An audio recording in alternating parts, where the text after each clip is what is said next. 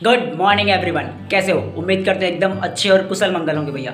तो हमने आपको पिछले इस वीडियो में बताए थे कि हमारा डीएलएड सेकंड ईयर का स्कूल इंटर्नशिप पूरा हो चुका है और लगभग हमारा इंटर्नशिप 15 दिन पूरे के पूरे हो चुके हैं, ठीक है। और हमने यह भी बोले थे कि भैया देखो, हमारे साथ जो हमारे छात्र अध्यापक अर्थात हमारे मित्र हमारे साथ जो स्कूल गए हैं इंटर्नशिप के लिए, तो भैया उनका भी हम आपको एक्सपीरियंस बताएंगे, उनका इंटरव्यू टाइप से हम लेंगे और बताएंगे कि उनका जो स्कूल का एक्सपीरियंस है वो कैसा रहा है, उनको किस किस प्रकार की कठिनाइयों का सामना करना पड़ा है और कौन कौन से गतिविधियां उन लोग कराते हैं ताकि एक अच्छा टीचर बन सके और एक अच्छा स्कूल जो अपने क्लासेस हैं, ठीक है, उनको मेंटेन कर सके।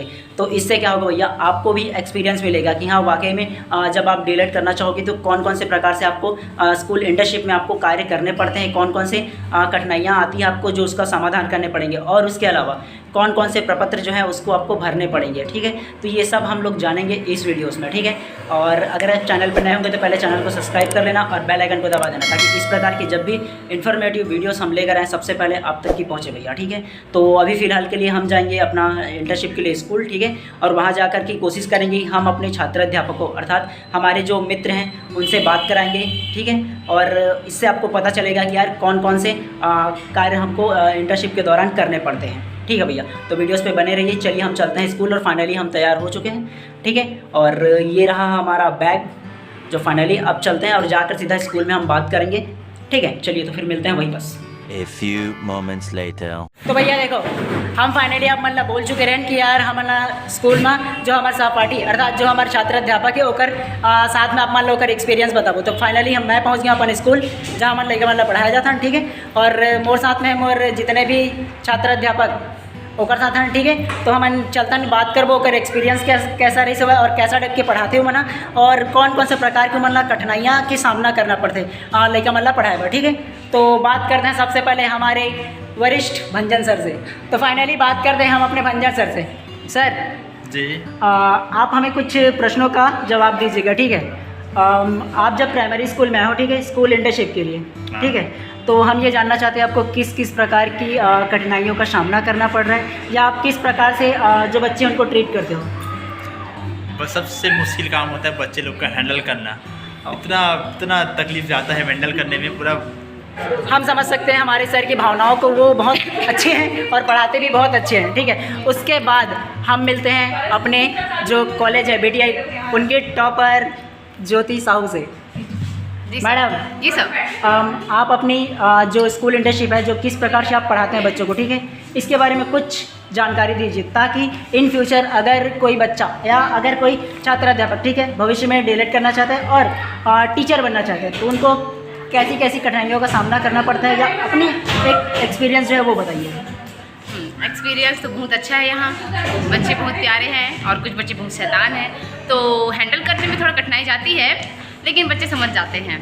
और ज़्यादातर हम बच्चों को एक्टिविटी के माध्यम से पढ़ाते हैं। अगर व्याख्यान विधि से पढ़ाते हैं तो बच्चे ऊब जाते हैं, तो ज़्यादातर हम लोग जितना हो सके हम एक्टिविटी या फिर नए नए तरीके से हम बताने की कोशिश करते हैं ताकि बच्चे समझे अच्छे से। और हम लोग बच्चे जब गतिविधि के माध्यम से बताते हैं तो बहुत ही अच्छे तरीके से समझते हैं। ऐसा लगता है कि उनको खेल खिलाया जा रहा है ना कि पढ़ाया जा रहा है। इसलिए बच्चों का ध्यान केवल पढ़ाई मतलब गतिविधि के साथ साथ उनको पढ़ाया भी जा रहा है जिससे उनका संपूर्ण विकास हो रहा है, समझो। अच्छा, यस। चलिए अभी हमने अपने जो टॉपर मैडम है उनसे बात किया, उनका एक्सपीरियंस काफ़ी अच्छा है, ठीक है। उसके पश्चात कुछ और लोगों से भी बात कर लेते हैं कि उनका एक्सपीरियंस कैसा रहा पढ़ाने में, ठीक है। तो इससे आपको पता चलेगा कि हाँ यार फाइनली कौन से प्रकार का जो स्कूल इंटर्नशिप होता है वो आपको पता चलेगा, ठीक है। बात करते हैं देवांगन मैडम से। हाँ मैडम, यस सर, आप अपना स्कूल इंटर्नशिप का कुछ एक्सपीरियंस शेयर करना चाहेंगे तो श्योर कीजिएगा। ज़रूर करना चाहेंगे सर। बताइए। जैसा कि आप सभी जानते हैं कि हम लोग इंटर्नशिप में आए हैं और स्कूल में बच्चे बहुत ही अच्छे रहते हैं, साथ में बहुत कई शैतान बच्चे भी मिलते हैं जिसे हमें हैंडल करने में थोड़ी दिक्कत होती है। लेकिन अगर कोई शैतान बच्चा है तो कराने के लिए दे सकते हैं या हो सकता है उसको हम क्लास संभालने के लिए थोड़ा दे दें ताकि वो थोड़ा बिजी रहे ताकि और क्लास में साथी बनाए रखें ताकि हम और बच्चों को। चलिए बहुत ही अच्छा अनुभव। इसके साथ चलिए हम एक सिचुएशन क्रिएट करके देते हैं आपको, ठीक है, उसका जवाब दीजिएगा। मान लीजिए आप एक क्लास 4वीं में हो, ठीक है, आप पढ़ा रहे हो हिंदी का कोई भी सब्जेक्ट, ठीक है, हिंदी का मान लो अब पढ़ा रहे हो स्वर और व्यंजन की पहचान करना। जब आप पढ़ा रहे हो तब पीछे में 2-4 बच्चे ऐसे हैं जो हल्ला कर रहे हैं, तो आप उनको किस प्रकार से हैंडल करते हो? हम लोग उसको सबसे पहले अगर ग्रुप में बात कर रहे हैं तो ग्रुप से उसको अलग कर देना है। अगर कोई दो के ग्रुप में बात कर रहा है सर, तो उसको एक को आगे बैठा दो हाँ। और एक को वहीं रहने दो। और फिर भी अगर बात कर रहे हैं तो उसको खड़े कराओ, और जब पढ़ा रहे हैं क्लास में उसको पहले उससे पूछो। अगर वो जवाब सही देता है तो उसको खड़े कराना है, और बाकी अदर से जब हम पूछेंगे तो उसको सुनना और सही है कि नहीं उसका जवाब देना। अगर सही नहीं है तो उसको बताना बोलेंगे।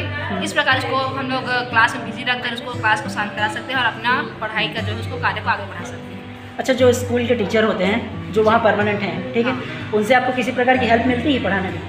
यहाँ के जो शिक्षक है वो हमारी मदद करते हैं, अगर क्योंकि हम लोग से ज़्यादा बेहतर यहाँ के टीचर लोग बच्चे को समझते हैं कि बच्चों को कितना आता है, क्या आता है, कैसे आता है, मतलब कितना कैसे सिखाना है। हम उससे जानकारी लेते हैं, उसके आधार पर और कुछ अपना आइडिया लगा के हम लोग बच्चों को क्लास में इंटरेक्ट करते हैं ताकि वो कुछ पढ़ सके, सीख सके और आगे बढ़ सके। अच्छा, हमारा एक और क्वेश्चन है, आप बताइएगा कि एक्टिविटी के माध्यम से भी पढ़ाते हो? हाँ, एक्टिविटी कराते हैं ना। किस प्रकार से?